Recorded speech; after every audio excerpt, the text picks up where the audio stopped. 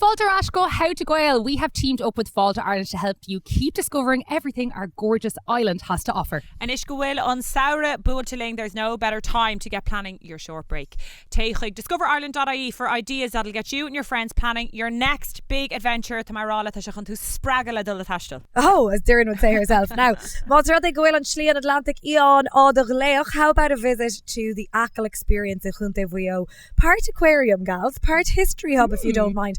Or you can head to Carnog Veva in Schligach for myths and watching the world go by. Or if it's a trip east that is on your list, the Neart in Ireland's ancient east. Wander through the Marina Market in Cork City, grab a bite, support local makers. Newmas Tiberdoran on Cairns Griebatágut. Why not walk the ancient path of St. Declan's Way? Sinné here trust bóthar eile tá mí dul siúil slí naobh Declan a chalí na darúdaí go bhfuil Cuislán Valithláine a gunta na mí an Chomh ceanna where history meets pop culture. It is also the location for the Traitors Ireland. Whoa. Fun little fact.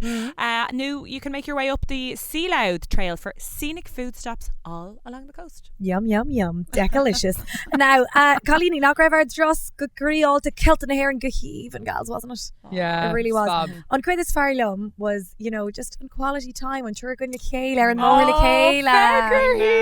Oh my god. Like butter wouldn't melt. I know. Speaking of butter, on Rud this Farlum say Yennemer not on wrong bácala. I haven't stopped making soda bread since. It's a real problem. Oh my god, Yeah. I sampled it. It's good. You're getting good now, girl. Yeah, the cocktail. Well, do you know what, on Rud Abansa Lumsa, I have to say it was discovering a new skill that I am actually a very proficient zipliner. Well, you are, because the froze and new come to come Go on. on.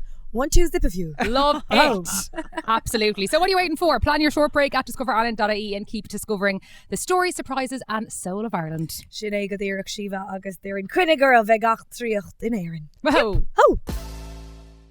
Colony, we are in the thick of it now. So we can't move for the fail to kill her team player. I know, it's on town with Faris of Leon, and you know me, gals, I'm crack alta for the Al Yo. I love seeing the musicians perform live. But the thing about the failty, it's the possibility that anything can happen. Well, do you know what? For me, the icing on the cake is always have a Guinness in hand, whether it's raining or sunshine. Let's be real, it's a mixed bag. But má tá tú le cháde, tá cuoine cín le fáil. And whether you're at a session Ceola Loch Gorman or if you're just heading down to the live at the Marquee in Cork. She could be having an owl festival out the back, barbecue on, Guinness, nitrous surge, the love guts. Listen, sign me up, Louise. It sounds fantastic. Wherever you are on Sarah Shaw, every day is a lovely day for a Guinness. Taste on Cora Show lads, Tá mé fizzle for some festival crack. Get the facts. Be drink aware. Visit drinkaware.ie.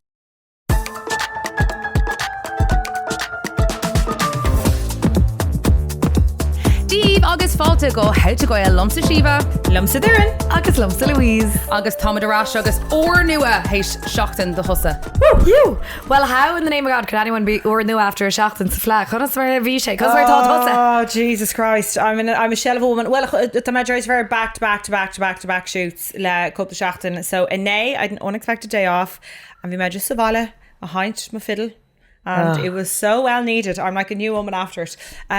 So yes, but to answer your question, bhíonn flat insane, mar bhíonn sé ag an á, agus bhí íhan the gomadna going, Ira Higgardine the Sheikh gach madden, little nap and then straight into a live TV show that night. Like, how bad? Will Rother Benny is far in air and non fla. Do you know Neelam Shehesh Ia Chavs fla Riv Mer well Visa Gobran just Airfag Law on Imliana but near honest. But I have never had FOMO like it driving out of Loch Armagh. I was like, I want to cancel everything tomorrow. I know, and being I'm sure God, fucking get a rod. unreal. Yeah. Oh my God, just Ernest Royd, and you know how I love his thing song girls. It was the little jokes. Reeve héis vegan fla. Oh my God. Really? Ein law, ein ihe. Stop. And like Mohim im Lena, I don't know was I tuned into it and but Mohim Grav gach ille dinne satir.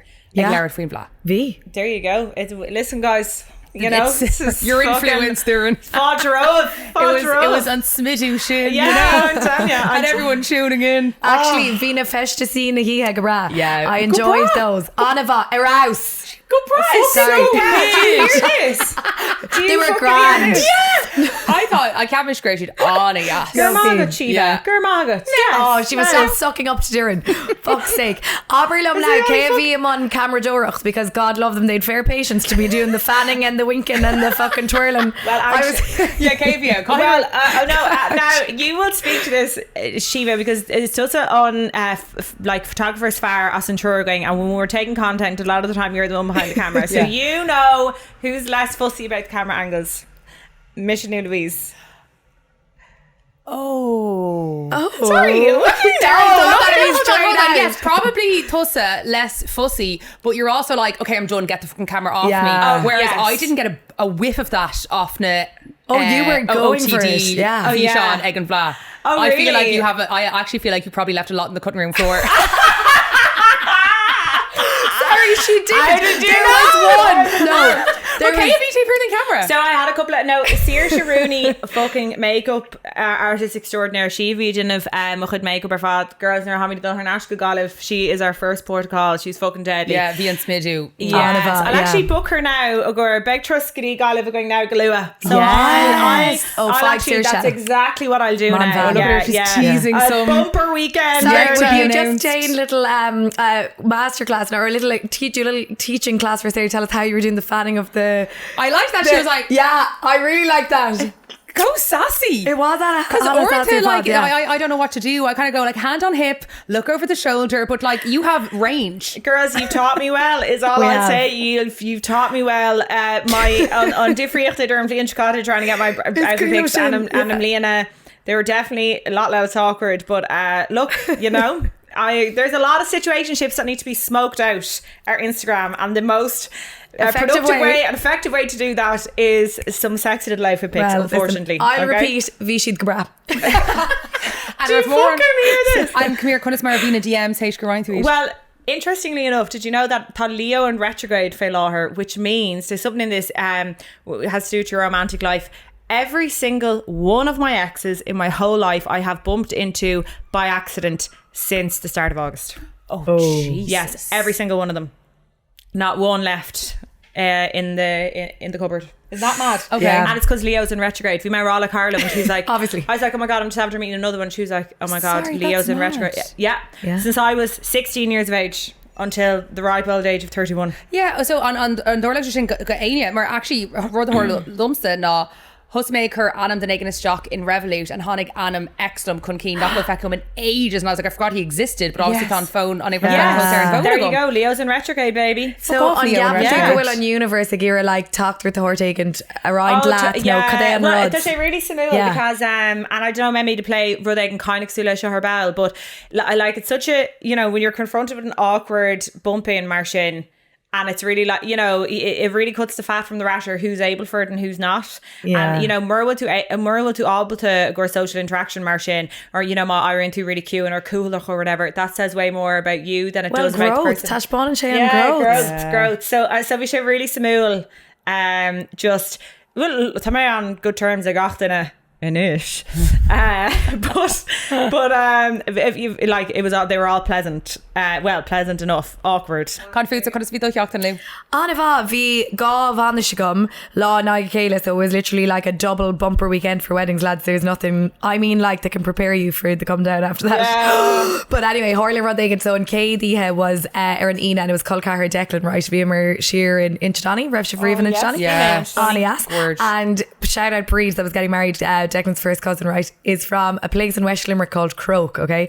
And it was a real Westy wedding, like a big all camogie teams, hurling teams, like local club, mad, great crack, okay? But vi law Anna Ganoach Marnina, so we have Desh come like be a character head, whatever. I was running from pillar to post to get to the wedding, and then I wanted to kind of drink to be on the level of Gachena because we Dana. So anyway, Holly Megan Vanish, lovely, great crack. Lads, I woke up the following morning, the Saturday morning, le bheith réig dul like on Cade Vanishella, because that was the next day in Killarney.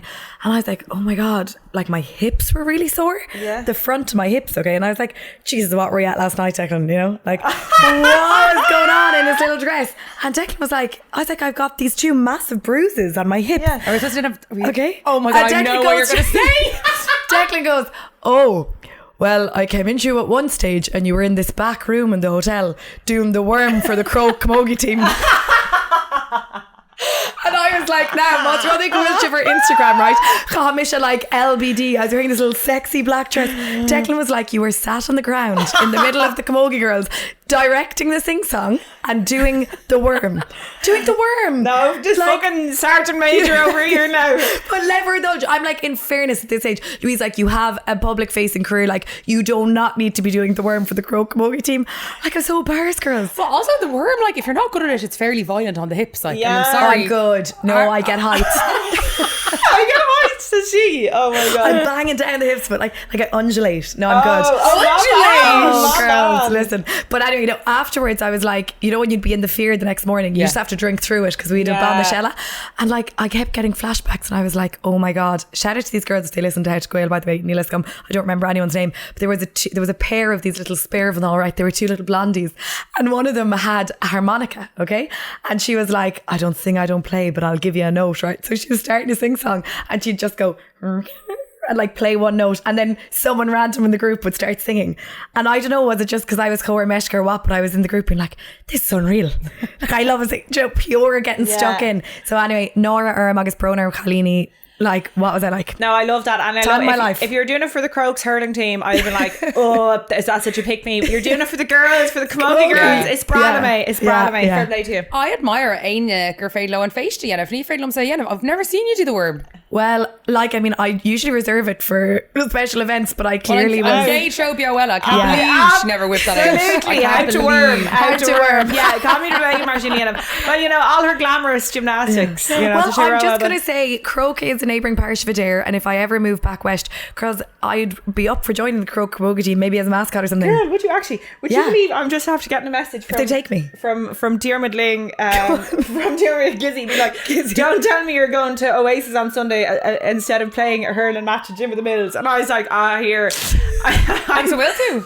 Yeah, Tommy Nana's Fedal. But I was also like, I'm doing you a favour. You do not want to see me. There's Gizzy coming to collect you now. Line out for corner forward for a game of wild hurling. Absolutely no chance. Cafuta Shiva in Scale. No, ní mé mór an carbig an spa le Carlum a bhí go hello. Yeah, but tá rudí ibre kind of just for them free her, so I needed a rud éigen suamh nach, you know? Yeah. What you get?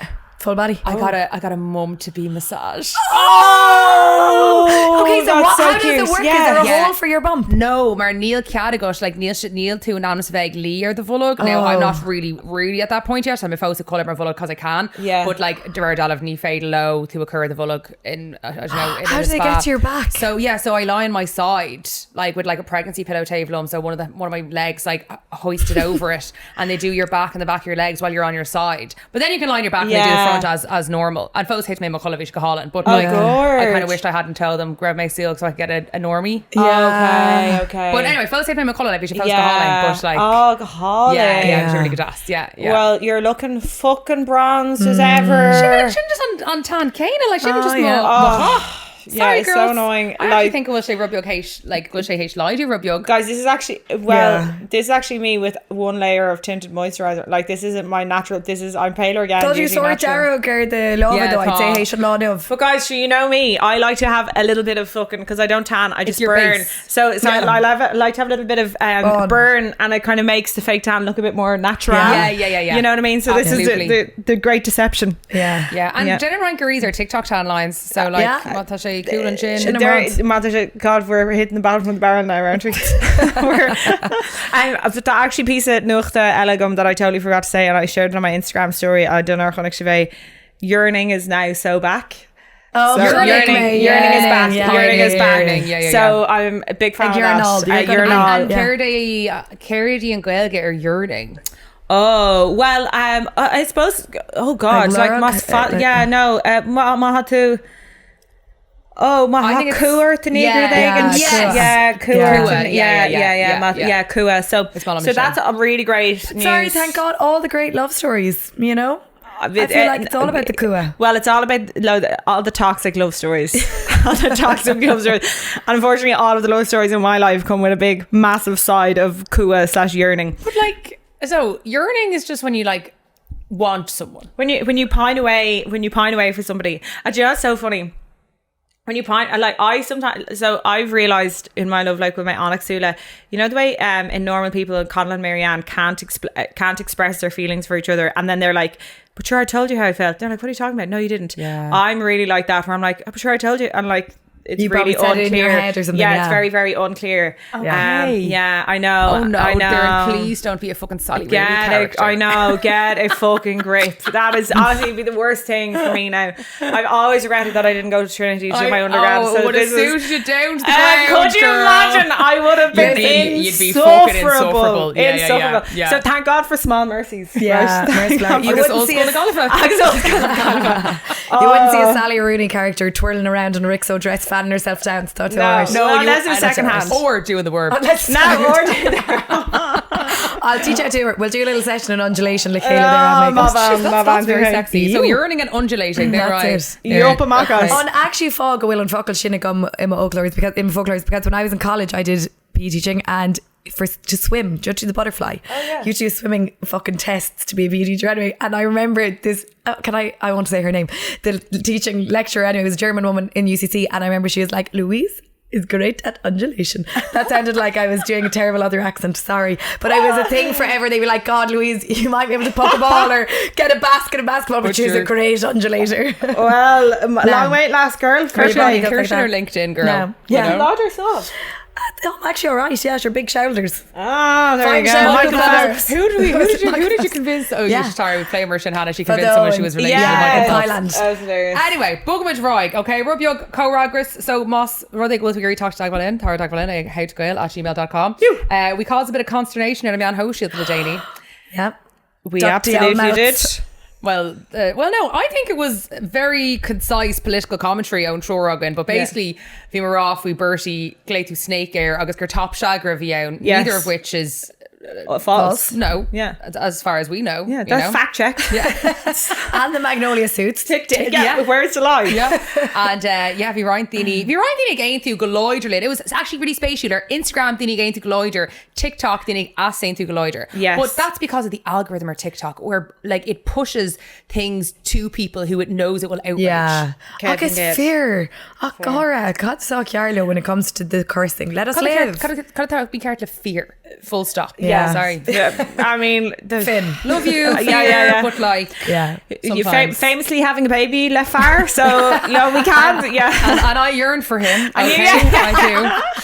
I do. But they read me for filter accounts to TikTok comments. It was like, Darren is a massive shinner and wears an Easter lily. And only half of that is true. I do wear the Easter lily, but I think we should reclaim the Easter lily. Just because you wear an Easter lily and you're proud of patriots and star in the hair and does not mean that you vote Sinn Féin. I have serious issues with their immigration policies and their policy towards trans people, and they're two issues that I vote very consciously for. And so no, I do not endorse Sinn Féin, but I do endorse an Easter lily. Absolutely. Yup. Anava.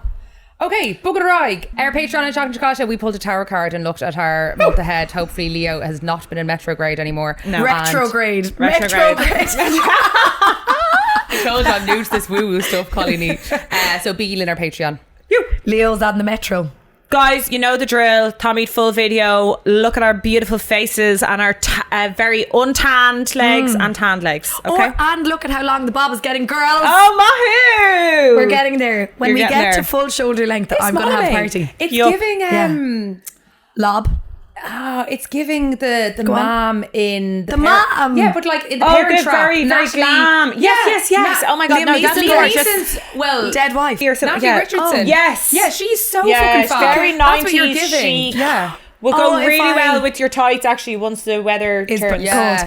If I had to It's gonna go- choose though a mom or like a mama from Parent Trap, I'd want to be the other one. I'd be Meredith Grey with, you know, Oh, the Meredith, She was yeah. a fucking cunt. Yeah, but She she was was a cunt. hot. Would you rather be a cunt or be and be really hot, or be a good person, or be like a really lovely nice person and be like 5 out of 10? How hot? Like I'm talking a total smoke show. I'd be the cunt. Would you? You'd be the smoke show. Great. Be so hot. Yeah, you'd probably have such an easy life, wouldn't you? She was also like, so would I. No, you would. If you were that. wouldn't. Sorry. Okay, so you would like to be 5 out of 10 attractive and be a really lovely person, or be a not nice person but be a total smoke show? You Yeah. could work on the cuntiness. No, because that's not what it's. You don't get to work on your would you rather. Like, Yeah, you know, yeah, it's not conditional. Yeah, you it's know, not, no, it's- you're so right. Yeah, it's quick fire round. Yeah. No, I think of like Bar Ladini, Eumakahav Ladini. Yes. You know the Roald Dahl quote about sunshine and loveliness shines out of your face if you're a good Yeah. person. Could you not just be here now? Fucking Mother Earth over here. Yeah, literally. Look at her. Exuding morals. Yeah. She's like, who's the really nice teacher in Matilda? Miss Honey. Oh, you're Miss Honey. Fucking Miss Honey in the corner. It's just Mama Honey. Yeah, Bruce Pond trotted in beside us. Yeah, Mama Mill. Mrs. Trunchbull. Mrs. Trunchbull should be pulling me round by my lob before I know it. Okay, agus ar nó sin bugad ará go téime na seachtainna. Okay, Colony, téime na seachtainna and seachtain seo is how to take public transport, okay? Conna stól ar iompar poiblí. Conna mé TikTok le linn na seachtainna duine ag gearan go sé anna jacker cuine do scrúdú tomana á scoil gan leinta seo. So it turns out nGall are taking public transport, okay? All the hot Gaels are getting public transport. Clám nGall faoi chuisiríist, huh? Sinead, absolutely. So as we are women of the people, Céir an Yearning go worship public transport. Okay.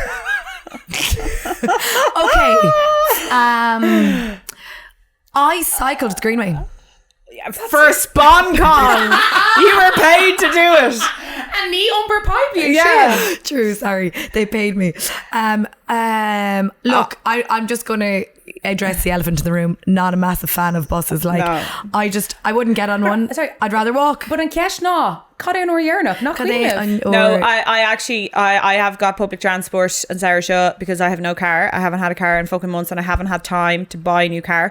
So we may shoot le Denny agus fi traenacha also scudí Belfirsta. No, bit of the Yearning. First Yes. train to Belfirsta. And in fairness, the fucking Connolly to Belfast train is a Vodney station, not Aonrod Éireann Road Éireann. Ton the bus, the catering a Vodney's fair. Well, the catering, lost Yeah, dog. yes. And I think Againn to like a little warm towel glue ar modern agus popper nuachta. Maybe that's instant first class or they That's surely a myth. No, I well, she would never know. Like first class in the Titanic. Lad. No, I swear to God, tá me gobar le lad ó Drogheda. So would he get on the Belfast train ag tacht good bailachlia? Fáimse, what do you mean? Yeah, you do, she does. Shock on a car, like gach shock then. Yeah.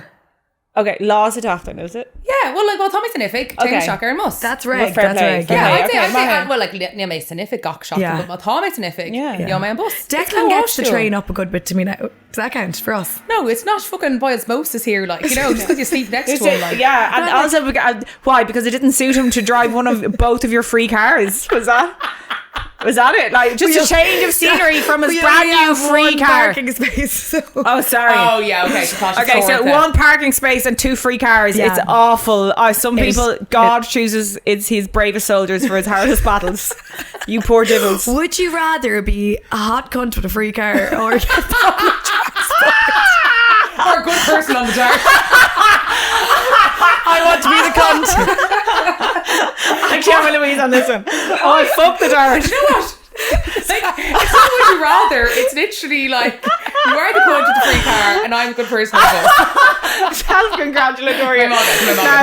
No, come on. No, tá sí baga because ní héann dart go lí glas No, níl. and I don't. I think I've forgotten the dart call or my hell. Is it taxi public transport? No. Okay. I was just like, check out. It's free now. It's free now. Public transport. What about Uber? First of all, he and Shiv, if we unpropibly like, or if Aum for sale, gur rashiv go hana vinnick new, like I don't know, are there any bus routes you're particularly fond of? I used to get on dart ar scoil gach lá agus heoin buses a seach amach in car, but inis siúlam seach in car tá héag like 4 kilometre on Spire, so is féidirm siúl seach I like trucker chuig nómad, so sin an ruggin in hing seachas bus all. Is full and buses just I don't know, ní mála miad. They make me feel sick. I don't know what it is about them. God fuhu like. But They're a should bit, really yeah. just Well, now, Nora sweaty Misha- agus. Yeah, okay, yeah. I don't know. Our skull, I do have 2 bus routes that I like. Gals credit no cred. Norvia's our skull. There was a little bus, the 304. I don't know what I first like. It used to go from outside the model Bunskull to Raheen and Limerick, where Dad worked. And if we got in the bus or the Crescent Shopping Centre, you'd end up. Okay. So if you're going out in the early days of dating, like you'd always go and get the shift, or if you were meeting someone in the Crescent. Yeah. So you'd get her on 304. And then tá bus Ella. There's a green bus. It's called famously. It's €10 le dul ó Arthur's Quay Shopping Centre in Lor Gardamney Egon Airport. Do you know the one? Now I will say fantastic. No, well or tennis, but the one that brings you all the way from Arthur's Quay to Dublin Airport, right? So if you're going in the He House, say for like a 6 a.m. flight, you leave, I think it's like a 2 o'clock and you come in right in time. It's like a large car. You're in Dublin Airport. Stunning Aaron Malloch away ar the linn Sierra, but ag tacht the while and having to get in that main jail bus. No way. Pay, park your car, and then drive home in peace. Sorry. I hate the thought of like you're ag tacht the while only in Sierra and then you're fanach their bus. Like that sounds, I know how privileged. But And ag náam céine níl ar gcóras an poiblí úntaach ach go háirithe on airfort like how Cat. embarrassing So nach bhfuil embarrassing. train new Metrolink new rud éigent agan like you have to get the 40 airfort Flockley is Jack Lord of Cork and it is like we're meant to be a metropolis do you know what I mean like and it's I'll make Gary Lauer to Corda if we traenacha in Erin okay we make agus cahal gidi an Earsmillen Erin Road agus traenacha in Mullachita right shook of blino hin and then go follow Laird for you it was fucking brilliant right it was code spatial down in Irich and knocker notice ago for Erin Road in Erin well, sorry, and we're laughing about me cycling the Greenway. They were all old railroads. well Sinead We were so Cangleton. well that's the thing like tá anna quid like me ceart leis an gcóras Earners Tag an slá tá new Erin Bhíoch 6,000 kilometer de Línra Erin Road againn in Erin right seo siar like tú san níu each dag hartar sin right guess KV to Thagan an ish KV kilometer A wad níos lú anyway. bingo Gávile 700 kilometer Jesus. Yeah. And we also had numerous rail companies. So in ish tá ceann óin againn, well tá gá ceann agan ceann hui agus ceann yas. And bhíoch like on Irich and Acu and bhí they're kind of an umioch lena céile and it was mental on made cólach the Erin Road of Yagan sa tír seo. But okay, so nuair a hosig on kind of course Erin Road i Dulama céird iad na cúisina ismó go háirla sé sin. I've tá trí cúis agam an seo. Okay, was it like go raibh daoine in an Corna like, they could afford cars Gluústáin, yeah, and the increase and the Bhí sim ag of daoine. access to Gluústáin is and Fios na Bóchra absolutely is cúisháin. Yeah. It's Caoilem Mahanaher would always have been like it's maybe it was a really rural thing, but like there was such mass on owning a car. Do you know if you're absolutely. like agus a bheith now is a dull sa chóir Yeah, in we on saw it, this you a know. point leis, Derrick, you know. yeah. So okay, so Gluústáin, yeah, absolutely. Agus na Bóchra is cúisháin. Cúisela. Cúisna políochta now. They were like the Brits built these tracks, burn them down. Yeah, cooking a Saoirse. Really? Cooking a Saoirse. Yeah. Agus an rud Ella is Nav's Blockus actually. Yeah. Again, on a ducker done Erin Road because the Brits ran the railroads. Agus nuair a dog their Freigadar na cólachtaí agus na railroads agus shocker mar sin. But yeah, rinach on a ducker ag na Erin Road ag na tracks mar yeah, rinach unsiar who linen cooking a Saoirse because they would move a lot of things for the Brits to come on. But tá mé actually con Léir scála Kirkogov to make Gary go vekishiv on differ idir on made kind Sin of fecha agam tá sé actually on differ yeah it is crazy hold on now second of wine okay so tá mé héis an Eva Kirkogov an sin den Léir scál den a traenacha a bhíoch agan an Línra Erin Road a bhíoch agan in nídig fiche ag umpáid le fiche and what do we think? Wow. Oh, we used to be a country. And it's really uncúne sin in a bhfuil nú nGall go bhfuil sé có full of. Yeah. Like, no wonder they feel like the forgotten county. Fuck me. Agus in near her Kirky. But like fech like few limnach lads, bhí mar có bloody Cangalta, like bhí unreal. He is a Kirky, yeah, class. And there was loads of songs and everything written about. Do you remember the West Clare Railway? You know that song? Are you right there, Michael? Are you right? Do you think they will be there before the night? Yeah, all they're all like Avron and stuff, Bunha are in Erin Road, but anyway. I know, so I know, and then I'm sure Leitrim, not Queen Lat, our little visit to what used to be the Leitrim Railway. Queen Lat, Nervimer and Drumshambo? No. Ah, come on. The gin. The gin. Sure, that was railway. Do you remember we went in and then they were like, oh, the old Cavan Leitrim Railway? Yes. Yes. And that was probably one of the other companies. Yeah. You know what I mean? Like, would you have loved to spin on the old Cavan Leitrim Railway in the 1950s? Fuck imagine me. the character you're going to be riding I that. could only Do you know imagine. the Greenway? I know you cycled it as well. Limnach. Sorry, I'm harping on and on and on about it, right?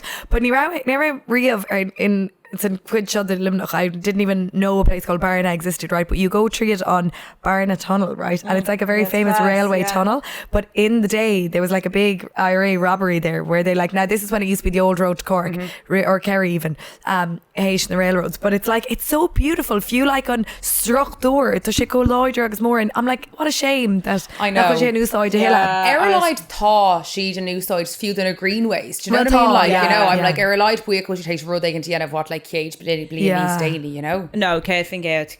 But called me the RD chalice was also discovered on the Arda. Yeah, Arda. The Arda chalice, in fucking in Donegal, yeah. Dundalk. Arda chalice, yeah. Is it in RD. Yeah. Arda chalice. Now I cannot do an RD accent. I wish I could. Ní éireann siad na óras, I kind of go RD. Yeah, oh my god. Agus Yeah. bhí lad a bhí ag oberlum agus ba as dúndal gandó agus dúirte gur dhéan sé a chuid taithí ibris in idirblin leis an stáisiún an Gordaí in RD, and they'd go, hello RD Gardaí. Gardaí. But níl mis now dhéanamh déanana geirté sa féidir ceart. Hello. Oh no, I don't know if I can do. Hello. RD Gardaí.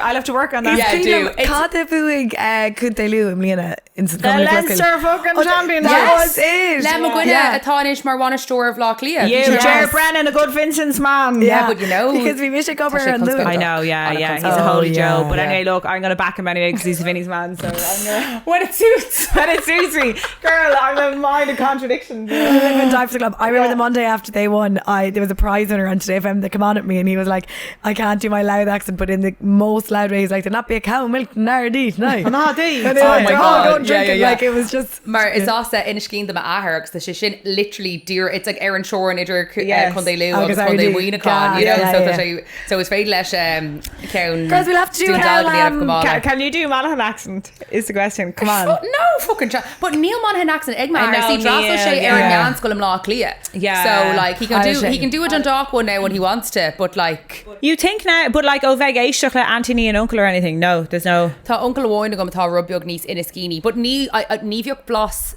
Muinacon Urhu, they would have more of a loud accent. Yeah. Right. Okay. Will sheet. Yeah. The border. Hi. Absolutely. Okay, so Rudella gur Aula May agus May den Tide Air Shaw is the May film for Dublin meantime. Okay. So Shaw on town a vehicle Loch Lia, okay? So the does sheer Cain Vina Shaw now.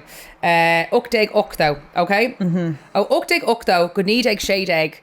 We had something called Dublin Meantime. We had our own time zone in Erin. Like, fuck you, Greenwich. Yeah, really? Literally. Go on. Bhí mar fiche cuaig nóméid agus fiche hain second taobh here, then riachtaintathe. Yup. Gas. Was that just by a point of principle where like we don't want to be on Greenwich Meantime? Yeah. But actually, agus fiach sé éagsúil kind of fudfad na tíre, like idir like Galliv agus fel fairste look like cuaig deag fiche nóméid, idir kind of na clickanna fad. Mar fiach sé Dakar gach clog but le talks na traenacha bhí sé aniachar cos agus tú denmh kind of aumclór new schedule na traenacha, you kind of have to be on the same time. You know? Of course. Sin an fág go bhfuil muid có mí rialta leis an we still haven't recovered. It's like the hangover of that, isn't it? Oh my God. We have to stop blaming. I know, our fucking government fuck-ups on, like, I don't know, cultural repercussions from 100 years ago, okay? Let's not give them the out. But it's so fun. So then, nuair hosting the traenacha and stuff, then they standardised time an Ilan. But bhí mar really, I think, resolution near has to gwen dul sa Greenwich Meantime, you know, but then I think in need egg shade egg, I mean there was a lot going on and the sheet okay we'll standardise leis on riachtaintathe coma but lei mé scale fui fairmore a wine in nGall, right, and he was like no, not changing, right? So McFanach leis in Dublin Meantime, right? Amazing. So bheoh sé fichuig nóméid héis on he was fichuig nóméid taobh here than Credella than Ilan, right? Amazing. And then actually husig an riacht aintathe a denmh on daylight saving times. So then he'd be an hour and 25 minutes taobh here than Credella than Ilan. So the more they go sheshnigery rud they gonna curse the fuss, right? They'll go call her Girl and a curse the fuss, and he'd have to be there by his time 15:35, right? Because it would close at 5 o'clock. Oh my God. Sorry, stubbornness like Keiko. Obsessed. That's what we're thinking in the clearing now. I know. But in fairness, Louise, you kind of operate on your own fucking clock as well. I'm on Louise's meantime. Louise meantime. Oh my God. 42 minutes after everyone else. Absolutely. But she gets there. Do you know one thing I will say about Greenwich Meantime that I like? Well, for Ireland. Is Malum and Schlean will and town to which I'm Gaina in Erin, August, sa Fortune Gale. Have you ever gone on holiday to Portugal? Fab. Yeah. Same time. Céimh There you go. I don't know. I think if you It's a line Chris us up in the Elmet, it's a Chris Rodrigan Elmet. it's because that one came But in. like, So being Dini, like, do you remember Lil in COVID? Maybe wasn't something you were meant to do, but anyway, for outside their 5Ks, they were moving to work remotely in Portugal because they were like thumbing down log all to shock. Oh, eyebrows. so is it Mary Guinness' spawn or is it just First Girl? No, tá an spawn níos fuide in san tro, I suppose. I don't know, I draw near her. Tro wine. Ella. Yeah. Okay, spatial. But tá mu díreach, Selena Cana. Ní mar sin Roscom. There we go. Okay, tá mé héis cléthe beag go curla céine, okay? Go for it. Tá on glúán den vertcuibh héis British síos. Okay, it actually has happened for you, okay? And I feel can I insert a picture here of the picture I took of you with your car in Clontarf last night? Okay, go on, you can, yeah. We'll insert it in the edit, right? Yeah, it'll go in the edit. Okay. So tá mé héis cúpla routes a chur Jock and Google Maps to fáilt amach cé cohádas gan ghlacha sé Oh, amazing. Upper Poiblí. So gurí gonetic shift bula fí hórm cé cohádas gan ghlacha sé, okay? Okay, Darren, tá tú adul ó heach de hismóirí go Milltown Malby. Melby. Our Umper Poiblí. That's going to take Laura. Okay, so 3 Carrot Orchlig. Sé or ní no maid. What? Yeah. Because you've to go because all the way come at back to Houston Milltown Station, then come at train Algady Innerton. Oh, yeah, fuck it's me. Point to one, go point to Ella. Oh, God. Yeah. Okay. Oh, yeah, and sure. Yeah. So Adri Sé or ní no mate, okay? Okay. Louise, tá tusa dul ón oras an seo go Adair Manor, okay? O'Neill McDermott Umper Poiblí. Yeah, Umper Poiblí. Cén goháis much a Okay, so Boss O'Noit Shaw got Houston, I suppose. So Shin like fucking probably an hour anyway. Data she'll go Houston, Damiok Shayus. Yeah, we were sweating though. Well, I'm sure. Okay, let's say. Did have a moth, don't you? Cuig or agus dynamite. Okay, níos lú 3 or Quaig a Cuig no mate. No. 3 or Quaig Cuig, yeah. And Kate Kennella, they're in rinne iris dul ó Valia the Waher go Valia Dukas the Ahar nu nGall. Oh, fuck me. Okay, Jesus. That's gotta be, I'd say. Well, Victor Ron or not Revna motor Valley gown, yeah, Ucht or Clay, oh Valia Clea, just go Coolay. Yeah, go Coolay. So, Coolay, Suskadi, taking team for Dunlow. Umper Poiblí, I would say Carrot Orchlig Dale at least. Computer said no, then Count Shaw. It wouldn't give me a time. There's no way. Are you serious? To get Umper Poiblí ó Coolay gadi on counter shin in And ní chuirte A and Unar because they're two. Yeah, they're so in the back of Beyonds. Oh my God. Is chickens in little trailer shin. Remember you met the guy that was sleeping in his horse box. You'd be soon be down to the ground. Yeah. Okay, Kedawine Ella Ditch Louise, Tatu Taffage for Junior Vision Mel first, and then you have to rush to the Gaelic grounds a Limnock, okay? Okay, so 2, 4, 5, like shacht nor. You're overreaching, girl. Shay or Trino mate. Sure, Louise, we at that all the time. Shay or I never overreaching. Oh my God, yeah. And then Kedawine is Fumsa, but like so my dolo oh Chomh Hishmahor Laucan go Dangani Kush. Umper Poiblí. Okay, well, Tatu Lashim. Oh, well, that's both in nGall actually. So does flying from Dublin count as Umper Poiblí? It's not Umper Poiblí. Oh no, it's not. We get a private jet. Yeah. Get a little Ryanair moment down to Farn 4. Okay. I would say Shay Geschacht or no, sure took us that long to drive down. Yeah, but we fucking took the wrong turn. Sorry, there was only one person on the maps now. Yeah, but we does like Tomont. We made it Tomont. It was no, talk about that. Shay or Truck and Hay no mate. Oh, Laucan, go Dangany Couch. Yeah. I'd be down from Belfast to the Gaelic grounds faster. You would. No, I'll give you a spin, I'll pick you up. Yeah, bring you, drop you off halfway. So now Thais Gwivanish, if we can't go was and Locksha or well, Buchas more idea, Gordon the Glush Dawn, and someday soon we'll be lucky enough to get free ones like Louise. Well, really, girls, we shouldn't now be focusing on cars. We should actually be saying this is a case for better public transport. No, absolutely. Actually, vechte fucking deadly. The more they grab, like imagine that mech on Austin going in Blackley, it'd be class. And like not have the expense of running a car. It's so fucking expensive. I know. Agus Shum Widna atá imalyakli atá ruchtan lanu nach agan air Umper Poiblí. Probably air Umper Poiblí is lanuni agus is miniki satir. Absolutely, you know? So again for tuhe, but it's the and like a reach we mark me on Hannah Haimialler, the death of the Irish pubs. Agus like it's asnaf Umper Poiblí. Agus Shin would really talk to Gore muinte na tuhe. But anyway, absolutely. Anyway, no ain't him. Yeah, listen, get buses to the pub. the WhatsApp group áitiúil mail an réirig bailbe goilteachta an acla cúlé and WhatsApp group do like literally muint an háit ar fad and they called it the drink link, right? Agus bech duine eigent difriúil ar duty like gach ina agus saran, so you do ihe sa bhliain. So you'd be like, and then don chudala don bhliain, you'd have lifts organised of course and different, so you'd put into the WhatsApp group, look, tá ma héanach sívigur dogadín pub ag 7:00 tranhona dehína, and you throw it in, and then hiúcach message Shachni Stanley being like, look, tá ma chun lads a hortavala timple ar leir treis de big run ela in of wing leir treis héine. It's a great idea, isn't it? Community designated driver. Yeah. It's brawl. Deadly. Yeah. On a smaoineamh. Can I just shout out the Healy Rays, right? For fuck's sake. We have their Curie. Sorry, is HUP really the platform that we're going to shout out? Listen, the lift them Healy show Rays? raw. Okay, and I will say, my Cult Carrick are a great example of this, because they're in Chicha Gonley and they're in a different part to Kerry altogether. But to be fair to them, Tá Roddig and Tá Chorus Busna Iguri, right? And they're called, they're something like the night link or the drink link again. It's obviously not the drink link. Yeah. But on Rodda Tá Anna, it's like this little bus from a Friday, Saturday, and a Sunday night that runs around Kerry Head, picks up all the people and went and wherever, brings them into the village for a drink, and then it does 2 rounds, say a manly agus reach to Gahaina Clug, and drops everyone home.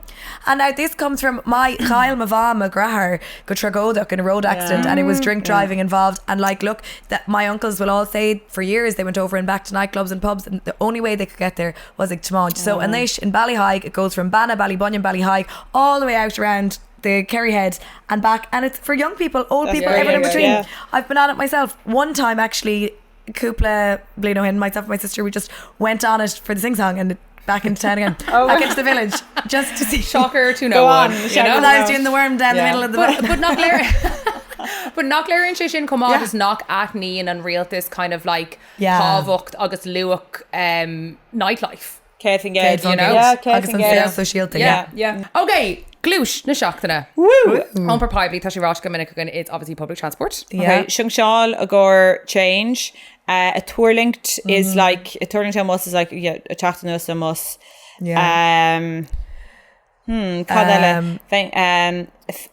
Fehev. Yeah. You know. Stad an bus. Stad an bus. Yeah. Sarah Nashka was Gaddafi free. Fucking should be. Yeah. Costs some ticket. Erin Road is railroad. Yes. I know, like feckin' with A, and we just associated Let and Go look the niche, but it is actually Rain Road. And Línra is like a network. Yes. Agus Lassa Socialig is like God, I don't even know how they social welfare, but Conas Maria like my Guri Dinamach Gordina atá fáil umper poiblí Sarah Nashka the Yaskov on the Lassa Socialig. I suppose she's not leaking around there. Well, what she just said. Yeah, absolutely. There you go. Go home your fault. No. Sin ar glúis, and then yup agus yach na seachtainna bhí yup agatsa. Bhí yup a gomsa, lads. Tá meg bugga galach orman anyway. Will you come? Okay. Listen to this right now, as a woman who's married into the hurling. Fucking Wexford giving the players a weekend off club hurling to go to electric picnic. They called off all the matches. Sin ania. Yeah. Rescheduled. Heish na cluichí ar fad now ní raibh siad chuir ar ceall, they were just agratha honest mé siad an an dolig an fla. So we've already had an fla Emiluna set. Now we've electric picnic. 2 weekends without club hurling in Wexford. They're having a time of it. So cé an cinna sin? And Beidir County Board, Beidir A. No, actually, let's go now. Sorry, maybe someone will get in touch because Aberlin came in and Gallus and stuff. Marchinda, but it's Queenlam Nervy Mishake Fall poster, right? We had to be a dangval leis and County Board and stuff because I really didn't want Aina Veg Immert, Ain the lads, on Derjachna via post because I was like, come on, I want everyone to be able to go out and like enjoy the nights of the weddings. So I was like, could the hurling matches, could the club matches go on the Thursday night or whatever? Yeah. August actually Viv Derjachna Sarah lads, but. Fucking go on Wexford getting the Dershachtainna air fod there. Jesus. Honestly, I shouldn't handle like electric. Look, hopefully they're setting an example, and hopefully Limerick are pricking up their ears and they get touch the gate. I know. 1-800 all Dara. Bhealchan Dershachtainna all in there lever dull. No. And then the Yoch agata a buint le pox na heron. Yes. This is fucking terrible. What was my Pox? I just gave you a clue. That's why I knew you'd forgotten. So I gave you. Who's a pox? Bono's a pox. Oh yeah, Bono is a pox. Sorry, sure. How could I forget? I'm sick of these fucking watery, like, not really saying anything statements. Me other Gaza, Merwin to Sosta. If you're so fucking vain, and like self-absorbed, not what tú sásta, that like you might offend some people or like take some kind of a stance when there's a live streaming genocide happening. I just don't think there's any coming back from that. For me personally, you're going to burn in hell. Bono, you'll be the top of the pile. She chewed ridiculous name Ross occur you two mock gawk. I was like, sick. This is weak. The response. Yeah. At this time, this time, like they would have been better off saying nothing. But and like in the statement to our fod lads, like, don't buy this bollocks of Dina at the very last minute coming in, you know, giving an else tokenistic statement about Palestine. Fuck that. Like, we're so gone beyond that, you know. Catú Shasva Hogant and Bhí Megan Léirsú ag inspire Maria Nuriana Dún Varu ar an cuaig Irishore and shocking Chicago. But ag siú like an Léirsú, bhí Bhí Kefia her team player Magulina and stop Fearr May, and he was like, oh, cohortú sin, bhí le Siobhan, Mwa her Kayla, she Canuck, so like we were glad, and we were like, okay, slán now, and I was like, why didn't, and sorry, boss on Palestine and Varsha, so and then I was like, yeah, you get it here, okay, slán, and then I was like, why didn't I fucking just give him the Kefia? Like, and it wasn't going to be a knee, because I was like, oh, you like it? You like my Kefia? I know. Oh my god. But she just in the moment, I know. Nave is had him though, so I thought the gay shook the brown him Nave. Yeah. Oh my god, or Nave, I don't know. Yeah. Arabic of Yearning, but I was just a mohu kion took an ego shin. Okay. You like it? You like it? Oh, crazy. Do I wear it well? Yeah. Courage. Yeah. There you go, Shani and Scalar Fod. Shani and Scalar Fod. Yeah. Now Lumor a picnic electric and shin, and I'd say we'll have a little photograph we pick with Tain. I'll do a little teaser and shin. Beg. Yes, watch this, boss. Yeah. And Cooper Foger, usual. Patreon, don't forget about us, even. Don't forget about us. There you don't go. Forget about us as well. Don't forget about us. Get on the bus. Oh my god, if you're listening to us right now and you're on public transport, leave a comment. And Oberlin, what sort of public transport will do air? Will too. Yes, on Iver, August, on is it smelly? Yes. What's the story? Yeah. Let us know. August Aberger Margaret Best route wins. Okay. Gur míle maithagah fáilte Ireland agus go dtíon teachtain schuig. Slán!